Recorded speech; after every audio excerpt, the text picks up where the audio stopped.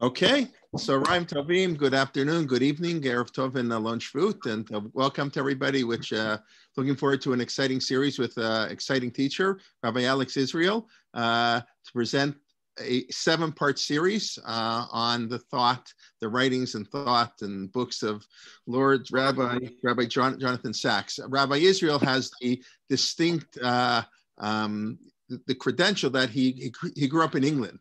So right away, that gives him an advantage. And I first met Rabbi Israel. I was talking on Shabbos to somebody back in 1994 when I was visiting on our way back from Israel, and we spent the Shabbos in Hendon and Golders Green, and you gave the shir at the Bnei Akiva Minyan at Hendon. We didn't know each other, and you gave the shir on Zman Hadlakat Neirot. And I remember the shir. It was a very nice shir many, many years ago. So it's a pleasure. We've had the pleasure of Rabbi Israel on Torah Moshe before. Rabbi Israel lives in Alon Shvut, where he learned in Yeshivat Har Etzion. He got smicha from the chief rabbinate of Israel. He's a graduate of the London School of Economics. He's taught in many, many places. He teaches now, I believe, in Eretz Tzvi and Pardes, and he has written the Koran Tanakh series on kings. I think the second volume came out pretty recently. It did a 2-volume series. 2 years ago already. So you know what? Time flies, especially COVID, don't know. Okay, and anyways, a pleasure to welcome, and we want to thank the Gans family here in Toronto, the Gans Family Foundation, for their sponsorship of the series, Howard and Faye and Miri and Mindy. Thank you very much, and everybody be well, and we should come together for good occasions and to learn Torah. And Bavakasha, Rabbi Israel, it's all yours. Okay, so hello everybody, good evening from Israel, and good day for everybody else who's in other parts of the world. And I'm delighted to be with you to share the writings of Rabbi Sacks, who I was privileged to know, and I'll talk a little bit about that shortly. And there's one big problem when you teach Rabbi Sacks, and that is, I'm not him. Anything I can say, he could say better. Anything I could say, he would be able to, anything we wanted to say, he would be able to express. He was the master communicator in so many different ways. And therefore, when we're talking about Rabbi Sacks, I feel that I'm already at something of a disadvantage. And I think last November, we were all in shock at the sudden loss of Rabbi Sacks. He was such a key personality in the Jewish world, the master communicator, the master writer. A few years ago, I was in LA, and somebody was asking me and trying to think about a speaker for their shul. And he said, I've got a 600-person shul. Who will be a speaker? And he wanted 2 things. Number one, I know that they will fill all the 600 seats in the shul. And number 2, people will come out inspired. Who in the English-speaking rabbinic world can do that? And we had one name. It was Rabbi Sacks was the only one. Who else would it be? And we kept on trying to think more and more, and we were stuck. So what I want to try and do with you in this course, and I'm going to explain a lot in the course of today, this is really going to be a course, a 7-part course in Rabbi Sacks's writings. Today is going to be something of an introduction. But what we're going to try and do is go through some of Rabbi Sacks's major works and try and go through them one at a time. And in the course of the class today, I will explain how we're going to approach this. And today is going to be something of an introduction to who Rabbi Sacks is. I hope that what we're going to do is we're going to be able to put in all sorts of videos, because we do have the advantage. And I will say, if there's one silver lining to the loss of Rabbi Sacks, it's that he wrote over 30 books. He wrote countless articles. He recorded so much. He used technology so much. He embraced and loved technology. And therefore he has left a tremendous amount on the internet, which enables us to be able to continue to access his writings and his thoughts. And that's what we're going to be doing. And I'm actually going to start off with something maybe even surprising. I'll share my screen so that we can look together at the source sheet. But I wanted to start. I'm going to start off with something maybe a little light, a little put a smile on our faces. And you know why I'm doing this? I'm doing this because that's what Rabbi Sachs did. Rabbi Sachs believed in always starting with a little bit of humor and always starting with a bit of a joke. And this comes from a podcast, an interview with Tim Ferriss, who usually talks about economics. And Tim Ferriss asked Rabbi Sachs, he says, I wanted to start with perhaps unusual starting point, and that's asking you about your yellow ties. I found under the category of strange habits a note from your wife for 50 years that he always wears yellow ties when he's due to give important speeches. Is there any truth to that statement? And Rabbi Sachs said, 100% Tim, I always used to wear silver ties. This kind of dignified thing that ministers of religion do had a huge, huge collection of silver ties. And then at a certain point in time, I'm not sure whether it was 2016 or a little earlier than that, the world began to fall apart. And that's when I realized that part of my job was not just to speak or to write, but to cheer people up. And I think Little Miss or Little Mr. Cheerful has to be colored yellow. So I thought wearing a yellow tie cheers people up. And by and large, consciously or subconsciously, it does. However, I also do something else. I must have about 50 yellow ties. By the way, his daughter-in-law verified that for me. And when I'm doing a really, really difficult speech, I will wear a yellow tie that was given to me by a very close friend. My friends, noticing that I wear yellow ties, tend to make a present of a yellow tie. And when I feel I'm wearing something that a friend gave me in love, it makes the speech so much easier.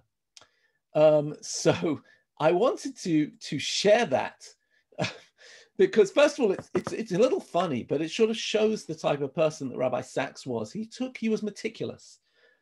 He took account of everything, even the fact that he was wearing a yellow tie, and also notice how he values the human relationships which he made. And that's something which he felt gave him energy. And in a few minutes, I'm going to talk about that together with you. So what can we've all read piece. I assume there is no one on this call, and thank God there are 150 people taking part in this. I'm quite bowled over. I'm sure there is no one here who hasn't read something of Rabbi Sachs or hasn't heard a lecture from Rabbi Sachs. And maybe that's why you're here. But we're here to try and understand what was so special, what was so unique about his philosophy, and to try and encapsulate his philosophy. And that's what we're going to do in this course. And I want to start off by an analysis, which you'll find in a lecture. I probably should have put the URL together with you, but it's okay. We'll manage without it for now. An analysis by Micha Goodman, Dr. Micha Goodman, who some of you will know from Ein Prat or from Hartman. And he spoke about what was the chidush, what was the unique essence of Rabbi Sachs's thought. And he basically said it in two halves. And let me maybe try and analyze what he's going to say. Stage number one, if you want, what is the unique side of Rabbi Sachs? And I put it in this way. He gave Jews a new confidence in their Judaism. And let me maybe try and explain. Ever since the era of Enlightenment, where people got freedom and we had a freedom in order to decide who we want to be and how we want to affiliate. I mean, let's think about it. Before emancipation, a Jew was a Jew whether he liked it or not. He wasn't invited into society. He wasn't allowed simply to exist as a citizen of the world. A Jew was marked by the world around him, whether that world was Christian or whether that world was Muslim, as a Jew. And frequently he spoke as a Jew and he looked like a Jew. And that's where he was. And suddenly the Enlightenment invited Jews to enter into the community of nations. And now the question is, why be Jewish? Why should I be Jewish? And in so many of his works, Rabbi Sacks tries to answer this question. And I would maybe say that one of the ways that he answers this is by telling us that Judaism isn't some ancient relic of a religion. Judaism isn't something which is 3,000 years old or 2,000 years old. He called one of his books, which is really a book for every young person and maybe every older person, and explains really why be Jewish. He called it Radical Then, Radical Now. In America, it was published as A Letter in the Scroll. Here you see it, A Letter in the Scroll. We're going to deal with that book in our next class, I think. But what it was called in England was called Radical Then, Radical Now. I imagine that he decided that in America, maybe radical sounded too radical. But in England, it obviously has a positive tinge. Judaism is radical. Let me try and explain. What he wanted to say was that Judaism has groundbreaking ideas, or maybe I'll put it this way. In the modern world, there are ideas such as freedom, right? Such as the idea of equality. And traditional religion isn't always associated with those things. Rabbi Sacks wrote Radical Then, Radical Now, and this was part of a whole genre of writing that he wrote to tell us, you know, those ideas of modernity, you know, those ideas of the Western world that we value, the values of freedom, the dignity of human beings, the respect for others. You think those are new ideas? We had them first. We're going to get those ideas from Sefer Bereshit. And he expresses these ideas of exactly how these ideas come out of the heartland of Judaism. In other words, showing us that we should have a confidence in our Judaism. And here I'll share with you one of the texts on the sheet. I'm going to already go to text number 4. Text number 4, if you will. And here we go. This is from his book, To Heal a Fractured World, which is a truly beautiful book. Let me just read a little bit with you and explain. He says this. In 1966, an 11-year-old black boy moved with his parents and family into, there's a bit of a typo here, into a white neighborhood in Washington. Sitting with his 2 brothers and 2 sisters on the front step of the house, he waited to see how they would be greeted. They were not. Passers-by turned to look at them, but not one gave them a smile or even a glance of recognition. All the fearful stories he'd heard about how whites treated blacks seemed to be coming true. Years later, writing about those first days in his new home, he said, "I knew we were not welcome here. I knew we wouldn't be liked here. I knew we would have no friends here. I knew we shouldn't have moved here." As he was thinking those thoughts, a white woman coming home from work passed by on the other side of the road. She turned to the children with a broad smile and said, "Welcome." Disappearing into her house, she emerged minutes later with a tray laden with drinks and cream cheese and jelly sandwiches, which she brought over to the children, making them feel at home. That moment, the young man later wrote, changed his life. It gave him a sense of belonging where there was none before. It made him realize at a time when race relations in the United States were still fraught that a black family could feel at home in a white area and there could be relationships that were color blind. That young man, Stephen Carter, is now a law professor at Yale, and he eventually wrote a book about what he learned that day. He called it Civility. The name of the woman, he tells us, was Sarah Kestenbaum, and he adds she was a religious Jew. And he notes, in the Jewish tradition, such civility is called chesed, the doing of acts of kindness, which is in turn derived from the understanding that human beings are all made in the image of God. Civility, he adds, itself may be seen as a part of chesed.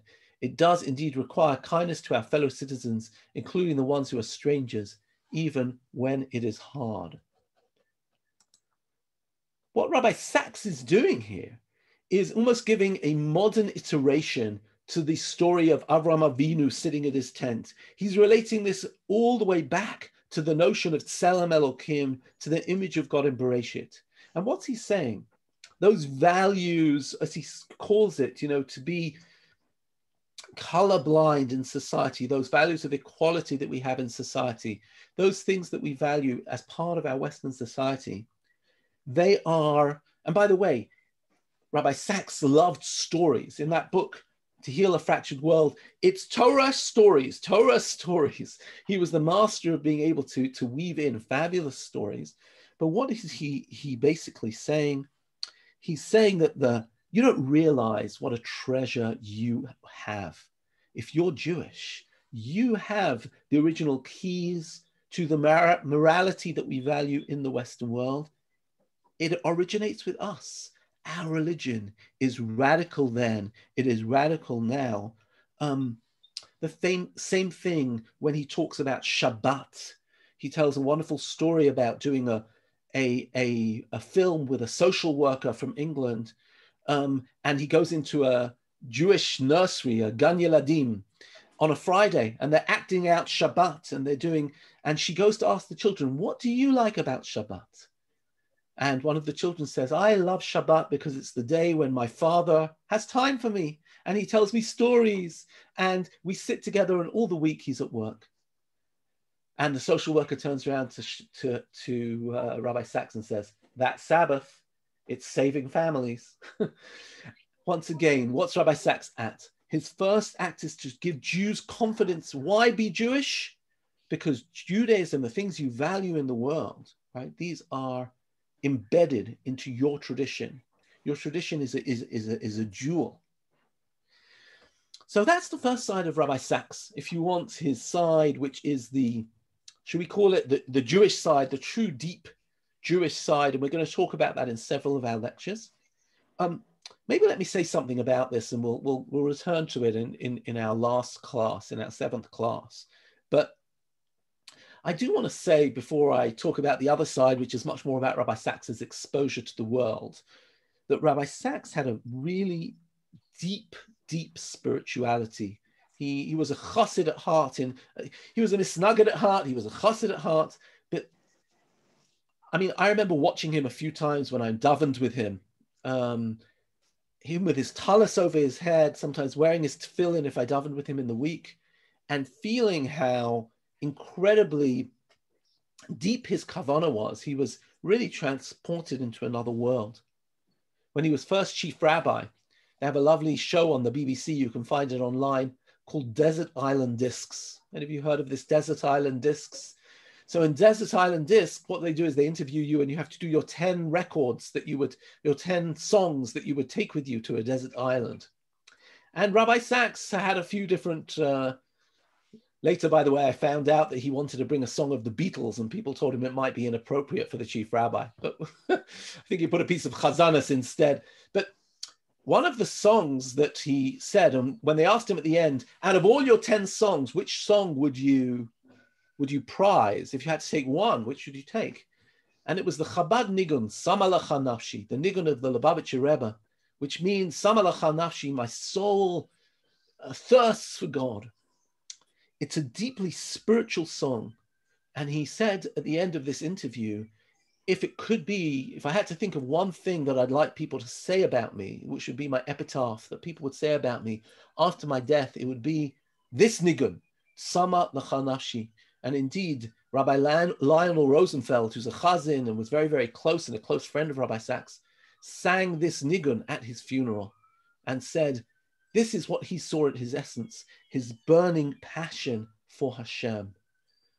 Rabbi Shaul Robinson, the rabbi of the Lincoln Square Synagogue in New York, told a wonderful story that one Shabbat, Rabbi Sachs was the guest speaker at his shul. And you can imagine maybe he's thinking about what his drasha is going to be or how he's going to inspire the crowds. And he said, Rabbi Robinson said he was walking to shul together with Rabbi Sachs, and there are people running in front of them to try and get a better seat in shul to be closer to the front. And what's Rabbi Sachs saying? He says, are we going to sing in shul this morning? Are we going to get everybody singing? And when he gets to shul, he said, who's going to be the Baal Tefillah? He went up to the chazan and huddled with the chazan for a whole bunch of time. And he wanted to know whether the shul would be spiritual. He wanted it to be an uplifting spiritual experience. So The first thing I want to say, which is the core, one of the things at the core of Rabbi Sachs, is this intense desire to represent Judaism and to convince everybody that Judaism is radical then, it is radical now, and that the keys to the things that we value in our tradition are in fact already embedded. The keys that we value about our culture are already embedded into Judaism. Let me add one thing, and then we'll quickly move on to number two. Because what I want to say here is actually, this is in a sense a perush, a perush to the Torah. Why? What do I mean? Because of course, Rabbi Sachs was raised in the humanistic liberal tradition of philosophy and what have you. He is, of course, a child of his age. He wasn't an immigrant. He was born in England, went to the best British schools and universities. And in that regard, when you do look at his commentary on the Torah or the way he read Judaism, he actually reads it in a unique way. He managed to draw out, because of his sensibilities in this sense, he managed to draw out all of that humanism out of the Torah, out of the Jewish tradition, things that people hadn't noticed before.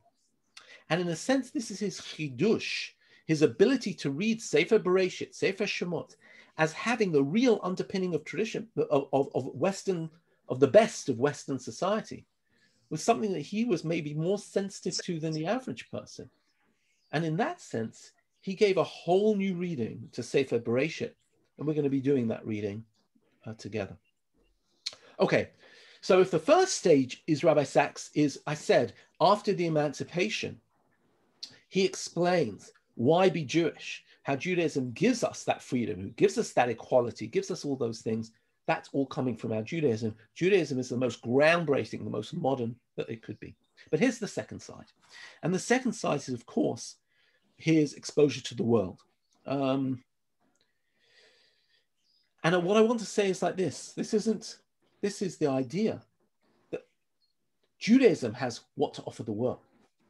It's not that we gave Western culture, it's that maybe I put it differently. There's something wrong with Western culture, and Judaism has the answers to Western culture. And let me try and explain a little bit about this. Some years ago, I teach at Yeshivat Eretz Tzvi in Yerushalayim, wonderful yeshiva. And we were privileged about 10 years ago to have Rabbi Sachs speak in the yeshiva. And Rabbi Sachs gave a wonderful shir about free choice. And then there was a question and answer session.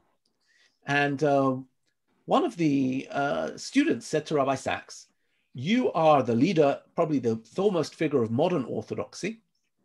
What are the challenges for modern orthodoxy today?" Rabbi Sachs gave a sort of surprising answer. What can I say? We found it very surprising. Rabbi Sachs said, "I don't see myself as a modern Orthodox leader." And we're all looking a little puzzled. What do you mean? Who is a modern Orthodox leader if not you? You are the quintessential modern Orthodox leader. And he said the following. It was like quite amazing. He said, if I define myself as a modern Orthodox leader, well, he said it's like this. Jews are a minority of the world. Orthodox Jews are a minority of Judaism. Modern Orthodox Jews are a minority of Orthodoxy. Then I'll be describing myself as a minority of a minority of a minority. Who's going to want to listen to me? He said, in fact, he said, when Avraham Avinu, and Rabbi Sachs always came back to the personality of Avraham, when Avraham Avinu was introduced to another tribe, the Bnei Chet, when he was buying the field of Machpelah, they described him as Nasi Elokim Ata B'tochenu. You are a prince of God amongst us. He says, I want to be a prince of God to the world. He said, last week, I was in Emory University having a public conversation in front of 20,000 people with the Dalai Lama. He said, do you think I'd be there to represent the ideas of Judaism if I was just a modern Orthodox leader? No, I want to speak Judaism to a wider audience. I want Judaism to speak to the world. Now, of course, he could do this because of his voracious appetite for books. You know, Rabbi Sachs read I know this from his secretary. I'm very lucky that His personal secretary, who ran his office for the last 20 or so years, is my cousin. So I got a lot of insider access to Rabbi Sachs and a lot of information. She told me he reads at least a book a day, at least a book a day. A friend of mine had him staying at his house for Shabbos, and Rabbi Sachs said, I'm going up to rest for a couple of hours on Shabbos afternoon. And then he looked at his bookshelf and he said, could I take a couple of your books? And he took 3 books upstairs with him, Shabbat afternoon.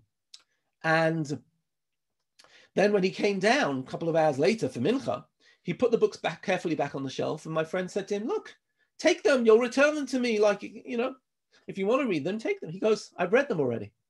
I finished them. He could read a book so quickly. By the way, I was in a course with him when I was an undergraduate, and he actually turned around to us and he says, you've got to learn how to read. He said, he said, I'll teach you how to read. He says, when you finish a paragraph in your mind, summarize the paragraph. When you finish a chapter in your mind, summarize the chapter. And then when you finish the book, summarize the whole book. And then you'll always remember it. Rabbi Sachs didn't realize that only his intellect could remember a book like this. We couldn't exactly do that. I actually have a practice of trying to do that, writing notes in the back of the book to do it. And even then I don't remember the book. But he could, now, this is what he said in an interview. He was at the Millennial Conference with religious leaders from around the world. And he says, there are 2,000 religious leaders here. What do I have to offer? He said, what do I have to offer? That I'm not only a religious leader, I was trained in philosophy and economics, and I can bring a unique fusion to the world. And that's why he wrote his final book, Morality, which is a masterpiece. I don't know if any of you have read it, but I'm sure many of you have. And what is his basic thing? If I said the first one was a message to Jews, be proud of your Judaism. His second message was that there are lots of problems in the modern world, whether it's loneliness, whether it's cancel culture, whether it's a breakdown in civility, whether it's a sense that people have lost meaning, whether it's the breakdown in the family. And what did Rabbi Sachs say? You think this world of freedom and equality is perfect? I've got news for you. He put a spotlight onto the Western world and showed all the problems of the Western world. And then do you know what he said? If you want to heal your world, I've got news for you. Religion can really help you. The religion which I'm part of, he really believed that there was diversity in the world. He respected that diversity, but that every group, and since he was Jewish, he says, we've got to talk loud as Jews and show how the beauty of our religion can make the world better. And that's why he was consulted by 4 British prime ministers. He tells an amazing story about how he's on the way back from Yitzhak Rabin's funeral, and he was on Prince Charles' private plane. And of course, what does a rabbi do on a long flight? Takes out a sefer. He says, I took out a Mikrot Gedolot and I'm learning. And he says, Prince Charles turns around to me and says, what are you reading? And he says, it's a Bible. He says, I've never seen a Bible like that with all sorts of paragraphs. That doesn't look like a Bible to me. He explained to him, here's Rashi, here's the Ibn Ezra, here's the Rashbam, here's the Ramban. So Prince Charles says, can I learn with you? Prince Charles, he said, stood in the aisle for an hour. He wouldn't sit down and learn. He said, I had a chavruta with Prince Charles. And he quoted a pasuk, Rabbi Sachs, from Tehillim, Va'abra neged melachim velo evosh. I will speak your Torah to kings and I will never be embarrassed. And his famous phrase, right, where he said that non-Jews are embarrassed by Jews who are embarrassed by their Judaism. Non-Jews are proud of Jews who are proud of their Judaism. Rabbi Sachs firmly believed that it wasn't only that Jews should be proud of their Judaism, but that Judaism had a message to the entire global community. And that's why he spoke on the world stage. I'll add one last thing. He wasn't afraid to really put himself there as a Jew. And when he was invited for the first and only time to speak in front of the European Union, he spoke about anti-Semitism. And he didn't pull any punches. He spoke to them about the oldest hatred and said, you've got a problem, guys, and you better solve it. And in that regard, he was unafraid Lo taguru mipnei ish. So what I'm trying to say, there's the inward Rabbi Sachs. Why am I a Jew? And then there's the outward Rabbi Sachs. Rabbi Sachs, but again, coming from the core of his Judaism, through the prism of his huge knowledge. He'd read every book on sociology. He'd read every book on philosophy and remembered them all.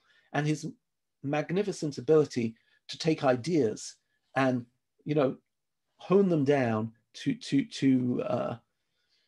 sound bites. But I'd like to maybe, I'd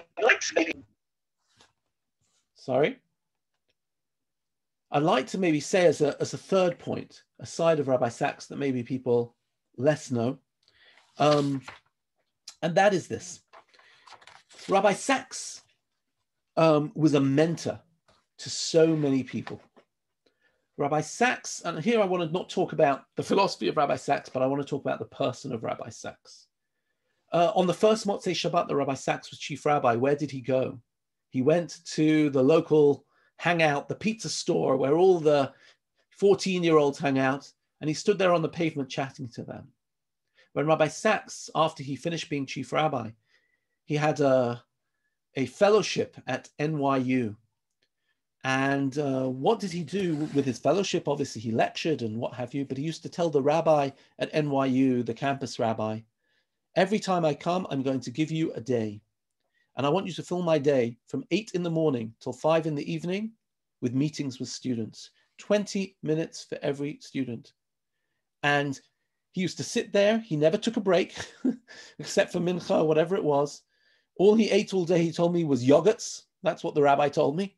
And people were allowed to meet with him, 20-minute slots all the day through. He wanted to meet with people. He wanted to meet with young people. He wanted to empower them. And this is where I encountered Rabbi Sachs personally. First, as a university student, he was involved in I was involved in a project that he was involved with. And I at the time was a young madrich in Bnei Akiva, an undergraduate. And he always encouraged me. When I was a smicha student, I asked from his office for some time. I had a list of 10 questions to talk to him. I got half an hour. I had to send in the questions in advance. He didn't have time to look at them. And I spent a precious half hour with Rabbi Sachs. It wasn't what he told me. It was the way he related to me. His secretary came in at the end of the half hour and he said to his secretary, "Why are you spoiling my fun? This is my best half hour in my whole week to spend time with a young rabbinic student." And then he ripped out of his page in front of him, wrote on it, and handed me a little piece of paper. And he said, "Here's my home phone number, Alex. Anytime you want to talk about these issues, day or night," he said, "I'm an insomniac, I don't speak. Call my home phone and I'd love to talk to you." I was 24. Do you know how I felt to have the chief rabbi say this to me? He made me feel special. You know what? Let's share some Torah of Rabbi Sachs, and I want to show you how he developed this in terms of his learning. I'm back to the sheet, and we're going to look at source number 2. Rabbi Sachs loved this Mishnah, and he spoke about it many, many times. The Mishnah says that Chamishat Talmidim hayu Rabbi Yochanan ben Zakkai. Yochanan ben Zakkai had 5 students. Who are they? They were Rabbi Eliezer ben Hurkanus, Rabbi Yeshua, Rabbi Chananya, Rabbi Yossi HaKohen, Rabbi Shimon ben Netanel, Rabbi Elazar ben Arach. He says, Hu haya moneh shibcham, he would count their praises. Rabbi Elazar ben Hurkanus, a sealed cistern that doesn't lose a drop. In other words, Rabbi Elazar ben Hurkanus had a tremendous memory. Rabbi Yeshua ben Chananya, fortunate is the woman who gave birth to him. Rabbi Yossi HaKohen, a chassid. Rabbi Shimon Netanel, God-fearing. Rabbi Elazar ben Arach, k'ma'ayana mitgaber. And Rabbi Sachs says, this is in Pirkei Avot. Usually Pirkei Avot gives us instruction. But what are we meant to learn from this? And he said, it's very clear. He said, language can sometimes be descriptive. It can describe what we see. I see over there a tree. I see over there a bird. I see a river. He says, but language can also be creative. Language can be creative. He says, think about Rabbi Elazar think about Rabbi Yochanan ben Zakkai. He had 5 disciples, but what was he able to do to his students? He said to Rabbi Elazar ben Hyrcanus, wow, look what an amazing memory you have. He said to Rabbi Yeshua, or Rabbi Yossi, you're a chassid, you're pious. He said to Rabbi Elazar ben Arach, you are an ever-increasing wellspring. You have tremendous creativity. And what did he do by doing this? Number one, he praised people. And Rabbi Sachs loved praising people. And what else did he do? He helped people create themselves. Because when somebody, imagine you're in school and you don't know whether to specialize in art or in maths or in English or in science, but your English teacher comes to you and says, wow, you've got a real talent in composition. You're so creative. Or your computer teacher says, wow, you've got a real talent for programming. Suddenly you say, aha, I was a bit confused who I am, but now I have greater clarity about who I am. So Rabbi Sachs says that language is not just descriptive, it is creative. It raises people, and not only does it raise people, it is enabling people to find who they really are. And take a look at this from his Covenant and Conversation. I just want to share this with you. And then maybe what we'll do is we'll move on to explaining Rabbi Sachs's books and explain how we're going to organize the topics of this course. Let's just read a little bit here. He said, I discovered the transformative power of focused praise from one of the more remarkable people I ever met, the late Lena Rustin. Lena was a speech therapist, specializing in helping children who struggled with stammers. I came to know her through a television documentary I was making for the BBC about the state of the family in Britain. Lena believed that young children she was treating, they were on average around 5 years old, and they stammered, had to be understood in the context of their families. Families tend to develop an equilibrium. If a child stammers, everyone in the family adjusts to it. Therefore, if the child is to lose their stammer, all the relationships within the family have to be renegotiated. Not only must the child change, so must everybody else. By and large, we tend to resist change. We settle into patterns of behavior as they become more and more comfortable, like a well-used armchair or a well-worn pair of shoes. How do you create an atmosphere within a family that encourages change and makes it unthreatening? The answer Lena discovered was praise. She told families who she was working with that every day they must notice each member of the family doing something right and say so, specifically, positively, and thankfully. So you have to turn around to everybody and say, wow, you did that, right? Well done. Thank you. That was really good for me.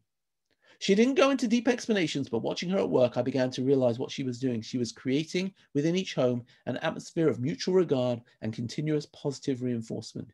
She wanted the parents to shape an environment of self-respect and self-confidence, not just for the stammering child, but for every member of the family. So the entire atmosphere of the home was one in which people felt safe to change and help others to do so.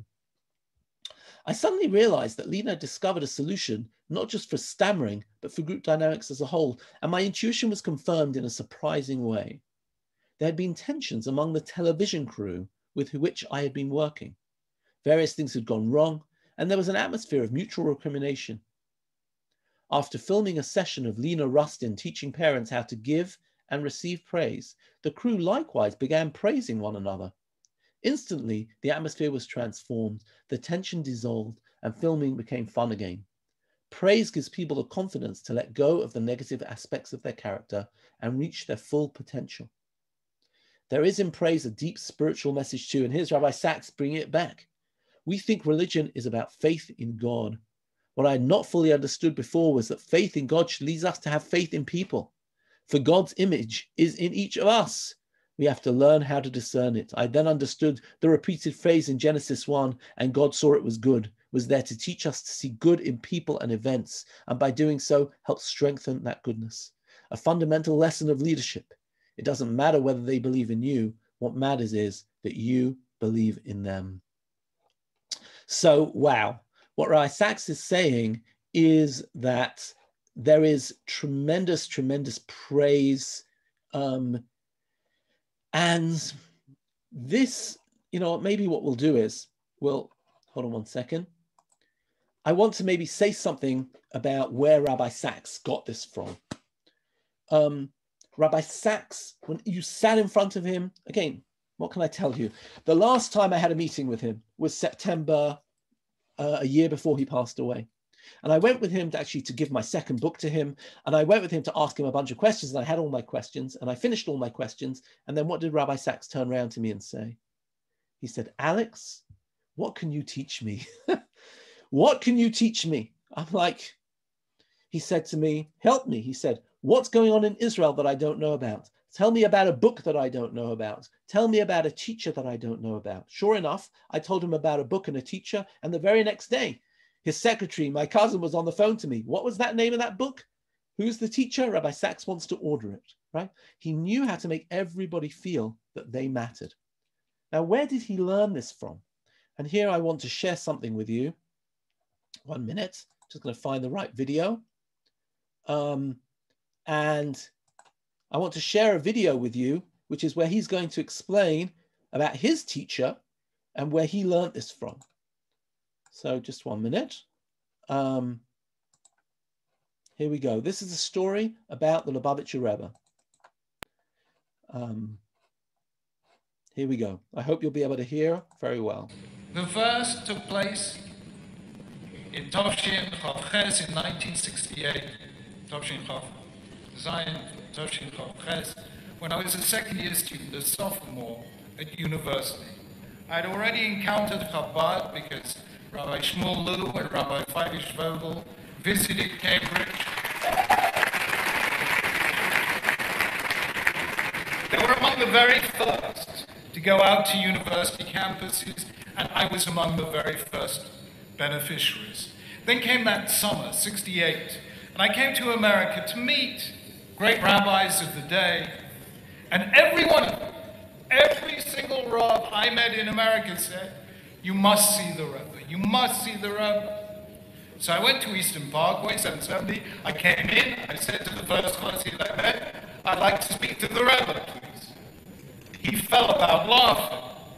He said, do you know how many thousands of people are waiting to see the Rebbe? Forget it. I said, well, I'll be traveling around America. Here's the phone number of my aunt in Los Angeles. If it's possible, phone me. Weeks later, I was in Los Angeles. Came Motzei Shabbat. The phone went. It was Chabad. The Rebbe will see you on Thursday. Now, I had no money in those days. And all I had was a Greyhound bus ticket. Have you ever ridden from Los Angeles to New York on a Greyhound bus? 72 hours non-stop. I sat on this bus. I came to 770. And eventually the moment came when I was ushered into the Rebbe's study. I asked him all my intellectual, philosophical questions. He gave me intellectual, philosophical answers. And then he did what no one else had done. He did a role reversal. He started asking me questions. How many Jewish students in Cambridge? How many get involved in Jewish life? What are you doing to bring other people in? Now, I hadn't come to become a shaliach. I come to ask a few simple questions. And all of a sudden, he was challenging me. So I did the English thing. You know, the English can construct sentences like nobody else, you know? They can construct more complex excuses for doing nothing than anyone else on earth. So I started a sentence. In the situation in which I find myself. And the Rebbe did something which I think was quite unusual for him. He actually stopped me in mid-sentence. He says, nobody finds themselves in a situation. You put yourself in a situation. And if you put yourself in that situation, you can put yourself in another situation. That moment changed my life. Here I was.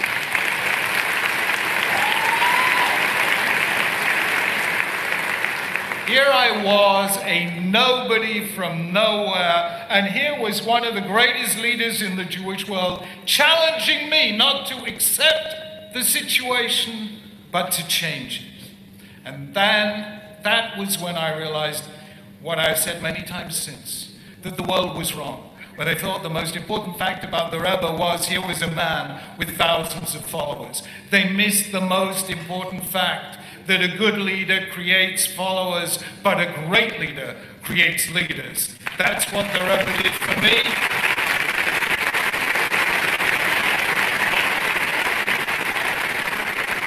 And for thousands of others, friends. That particular episode had an 1 minute.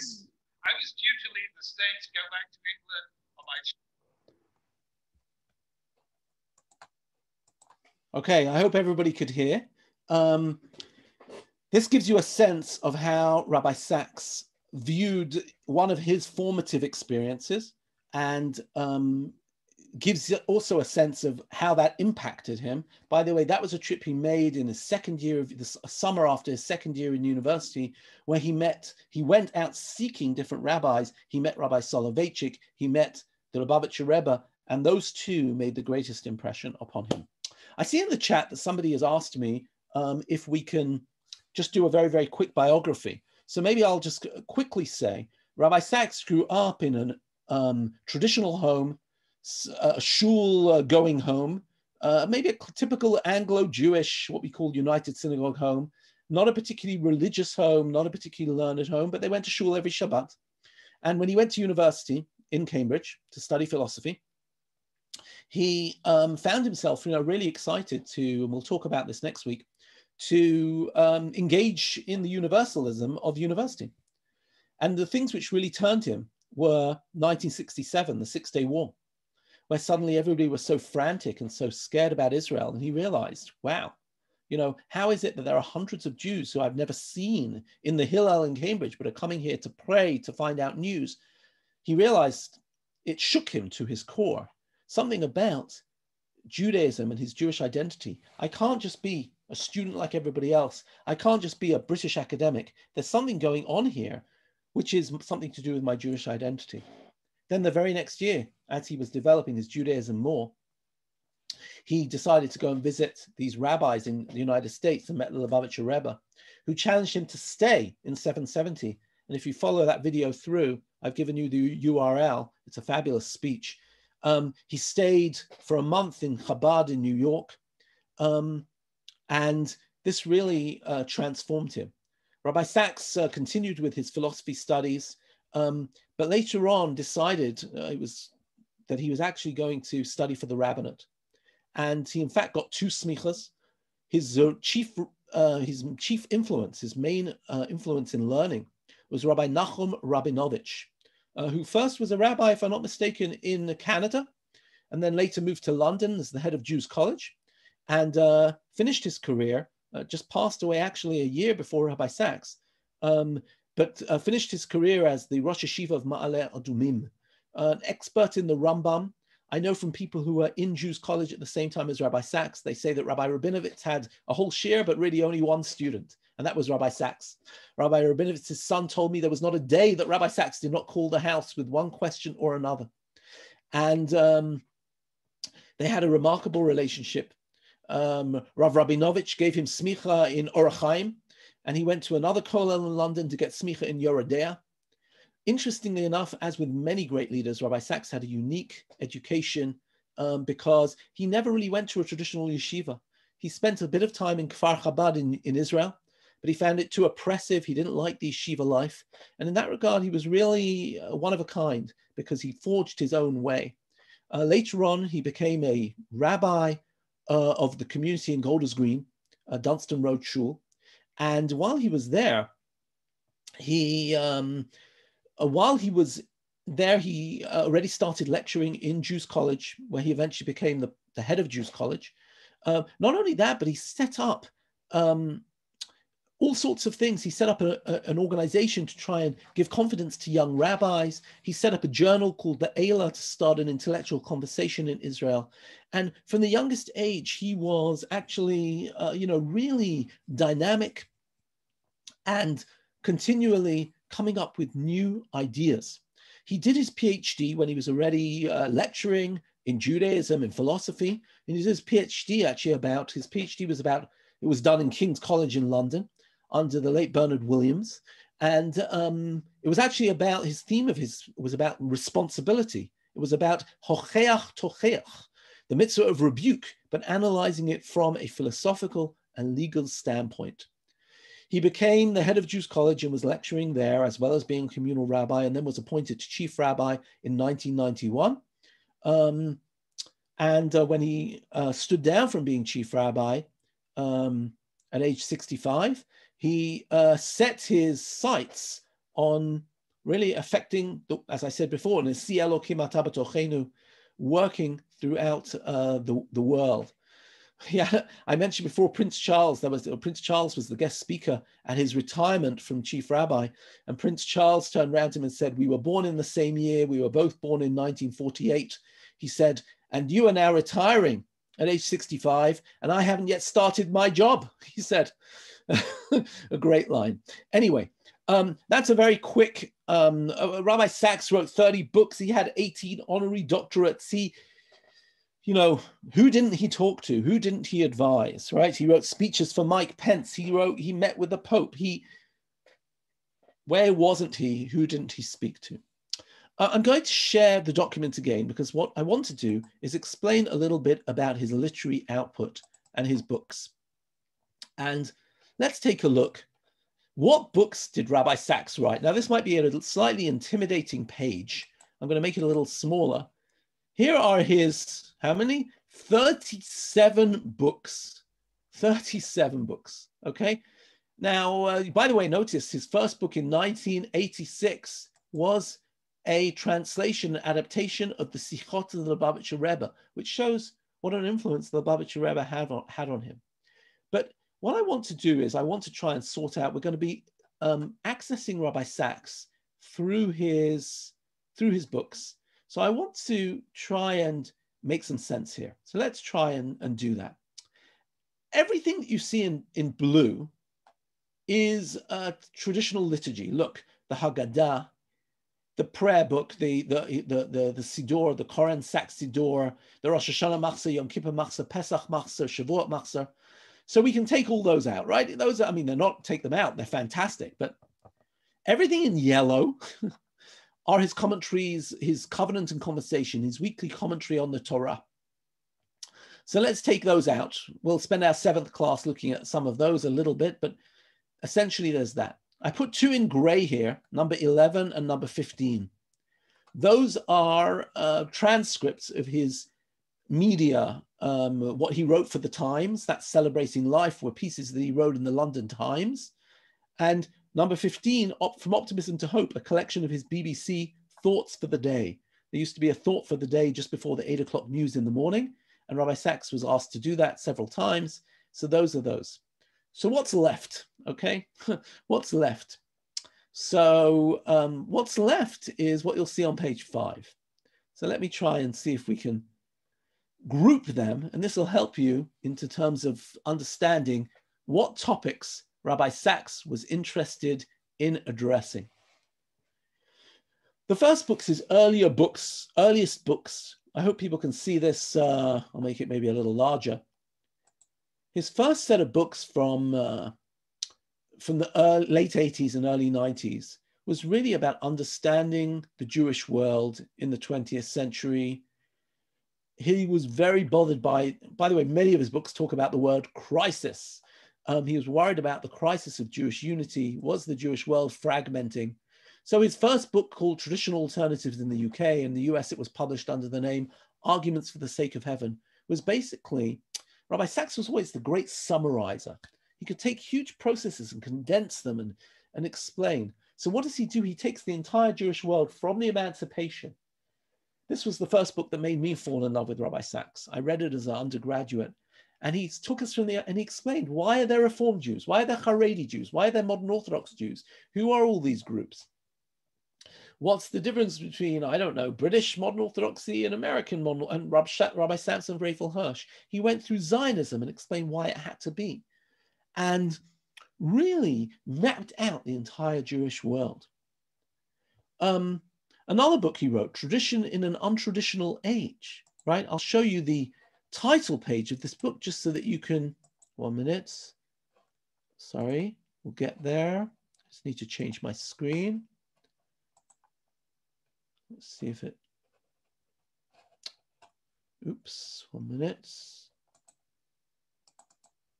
not, okay. I can't, unfortunately, some reason, it's not. Let me just see if I can do this again.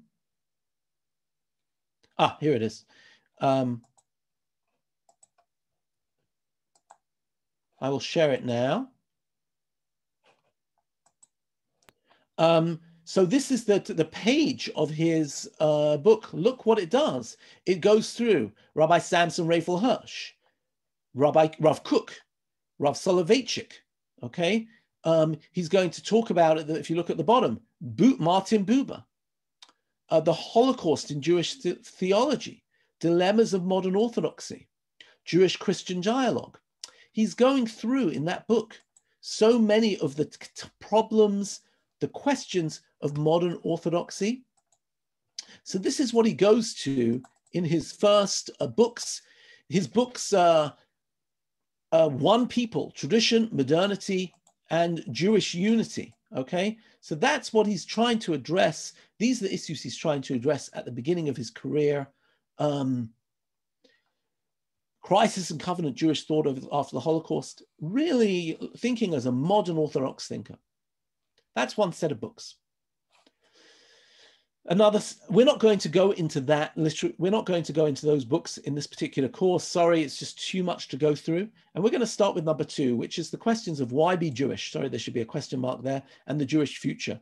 And here, his book in 1994, which he wrote at the beginning of his chief rabbinate, Will We Have Jewish Grandchildren? How do we make sure that we have Jewish continuity? And in fact, he set up an organization called Jewish Continuity, and a letter in the scroll, which was going to be the topic of our class next time.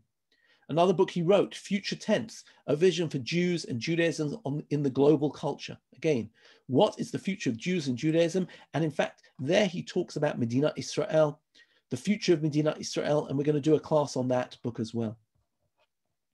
The third area of his books is the place of religion in a world of religious violence. And here we're going to see his book, The Dignity of Difference, How to Avoid the Clash of Civilizations, written, as you can see, in 2002, after 9/11, after the fall of the World Trade Center, where everybody saw religion as a source of friction, as a source of violence. And he says, how can we avoid the clash of civilizations? And in 2015, Not in God's Name, when we have hearing about ISIS and religion is seen as such a divisive. His book was called Not in God's Name, and the subtitle Confronting Religious Violence. Okay, so that was another topic, and we're going to do a class on Dignity of Difference, which was his most controversial book, and talk about the controversy behind it. A fourth topic, God, Science, and the Search of Meaning. He took on the evolutionary scientists, and he said, called it the Great Partnership, and he said, looked at modern science and saw modern sciences in such opposition with religion. And he wanted to argue with the great evolution. He didn't take easy topics, right? I always think that Rabbi Sachs, had originally wanted to train as a barrister, as a court lawyer. And he, as a teenager, loved being in the debating society. He sometimes took the most difficult topics. I mean, to take the topics of the place of religion in a world of religious violence, who takes that on? Who takes on the whole world of some of the most strident scientists, Dawkins and this one and that one, and says, I'm going to show you that what you're saying has a flaw in the argument, but Rabbi Sachs did it. And the last topic he takes on, topic number 5, secular society and modern morals. From 1991, the persistence of faith. From 1997, the politics of hope. From 2007, the home we build together. And from 2020, restoring the common good in divided times. He was passionate about the fact that he felt that the modern secular world was flawed, that there was growing loneliness, growing depression, there was alienation, families were falling apart, and he really felt he had a message for them. Number 6, the role of chesed, and this is his book, To Heal the Fractured World. It's a Musar book. It's unbelievable. And last, of course, all of his Jewish books, on the Chumash, Siddur, and Haggadah, and the Chagim. So what we're going to do in each class is we're going to talk a little bit about these different books and try and see what we can make of them. Now, I hope you don't mind if I go over a tiny bit over an hour, because I want to share with you something which is quite significant. One of the questions is, why did Rabbi Sachs write so many books? Why did he write, once, I knew from his secretary that he used to sit down every summer and write a book, okay? Every summer. In fact, when he used to meet me, he used to say to me, Alex, where's your next book? What are you going to write about? And I once said to him, Rabbi Sachs, we all don't get 6 weeks off every summer to write a book. What I really meant is we can't all write a book in 6 weeks. But I said to him, and he looked at me with a sense of indignation, and he said, I don't get 6 weeks off. I take 6 weeks off. And why did he write so many books? In fact, I'll say something even more than that. I've been rereading a lot of his books in order to prepare this course. And I read The Politics of Hope, which is from 1997. And then I read his book from 2020 called Morality. Between you and me, they're the same book. They've got exactly the same structure, more or less the same argument, and exactly the same thesis. One is an update, of course, with 23 years in between. And I raised this question to some of my colleagues, and I asked them what they thought of this. So one of them said, he's a rabbi. The rabbi might give a sermon about Lashon Hara this year, and he might give a sermon about Lashon Hara next year, right? In other words, whatever he felt was the most burning problem, how did he do it? He wrote a book about it. And I want to share with you why he decided to write books. So let me share with you what he had to say about this. This is from a lovely interview with an organization called The Tortoise. And it's called The Tortoise because they say we think slowly like a tortoise. And they have things called think-ins, where think-ins are to enable people to think together. And in this think-in, somebody asked a question about demagoguery, and this is happening in the time of, Trump and all sorts of leaders who are, and he's trying to explain why he writes books. Listen to this video, and he'll say something very interesting that he once said to me in a private conversation. Here, let's listen to this. Hugh's had his hand up, and the others as well. So you first want to take a clutch of the run. My name is Robert Mindell. Is it Robert, did you say? You made a fascinating point earlier about inequality by citing the Disney CEO Bob Iger's remuneration and CEO pay ratio in excess of 1,000 to 1 of the median. But obviously the reality of that is that there are a huge portion of that is deferred share options and long-term incentive plans. I'm not here to defend a pay ratio that's definitely in excess of that JP Morgan ratio you cited. But isn't that evidence? And the audible gasp in this room, hearing that was even more fascinating, because it shows how the nuance in arguments can be lost. We are in search of morality and in search of justice. Campaigners are in a sense, we are seeing too much distortion of facts, distortion of truth, distortion of what is the reality. We are losing that nuance, whether it's that campaign group trying to seek workers' rights among large employers, whether it's seeking for environmental justice among large companies who are polluting. But as an individual, and I'm not going to say consumer, you get lost in what you trust, because whoever shouts loudest, whoever makes the most scaremongering argument ends up being the one that is most forceful. And is that not danger for morality in society? Yeah, of course. I'll tell you exactly why I write books. You see, when I was a kid, I learned to speak in public. And in those days, I mean, not anymore, but in those days, I could do it quite well. I could really move a crowd. And I thought that was the most dangerous thing I knew. Because you can move them to truth, but you can move them to falsehood. You can move them to love, but it is a lot easier to move them to hate. You can move them to feel threatened.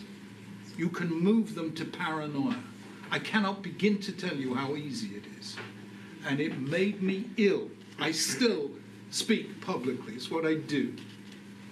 But I thought, I am not going to do this any longer as the carrier of what I have to say to people. I'm going to set it out in print, with sources, with footnotes, with qualifications, wherever I feel it appropriate, and say, here it is. Now, I'm not trying to persuade you of anything. Just read it on your own and tear my argument to shreds. That's why I wrote the book. And that is the difference between what the Greeks used to call philosophy and sophistry. And that's why I write books.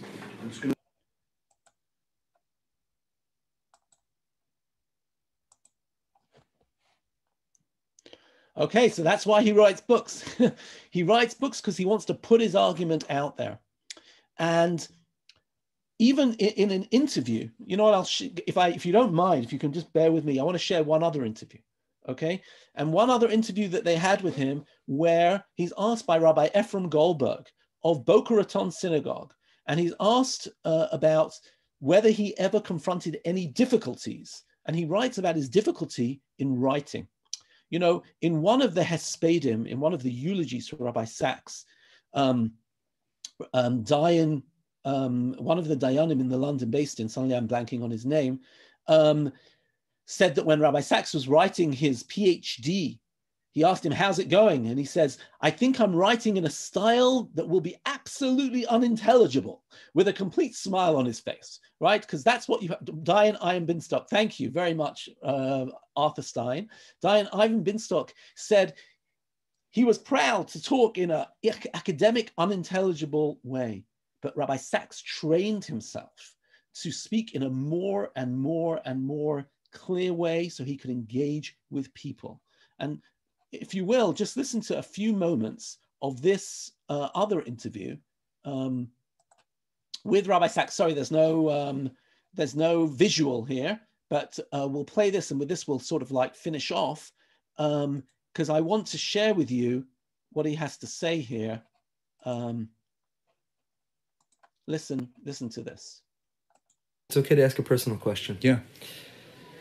When we look at the chief rabbi's life, we look at the chief rabbi's productivity, whether the trajectory of ascending to chief rabbinate, publishing 30 books, 17 honorary degrees, being named the Lord, all of this seems that the entire life has been filled with success after success after success, triumph after triumph.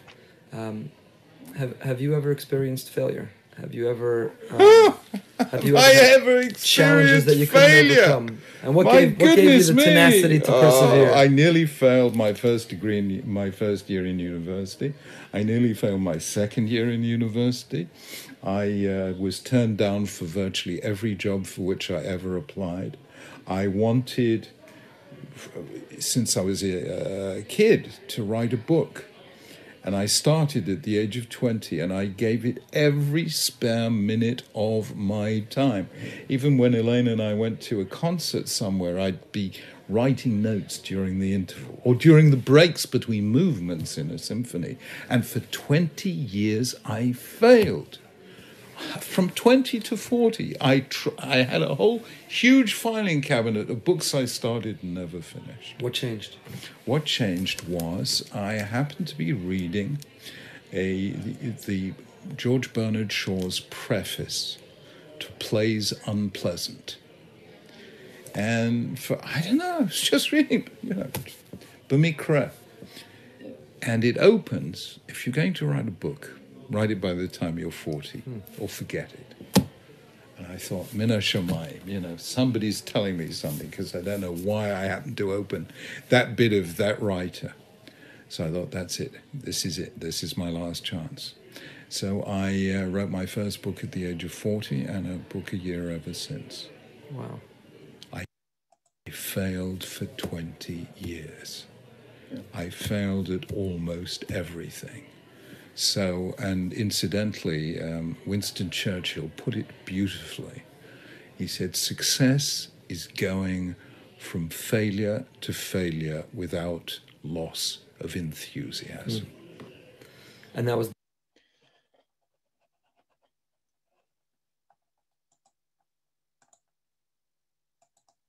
Sorry, 1 minute. Okay. So on that note, what I've tried to do today has been to give something of an introduction to Rabbi Sacks and the impact he has and the style of the way he expressed himself. And what we'll be doing, and also to an introduction to his literary output, because, you know, the way we're going to access this is we're going to take one book at a time. And my idea today was to sort of try and bring him alive, explain a little bit about his personality, but also a little bit about his impact. And Be'ezrat Hashem, from next time, we'll take each time a book. We're going to be doing quite a bit of reading. For those who want a bit more personal biography, if you look at the sheet, I didn't even get onto the last places of the sheet, but I put about 6 different stories that Rabbi Sacks himself told about his own life. So you can read them in your spare time. I'm not going to manage to get to those books, to those stories. And I look forward to meeting you again for the next few weeks and slowly going through Rabbi Sacks's writings. I think we're going to see many of his ideas will be life-changing for us and will be very, very enlightening and informative. So thank you for joining me. And thank you. It's lovely to see such a large community here learning together. I want to thank Rabbi Kelman and Torah in Motion because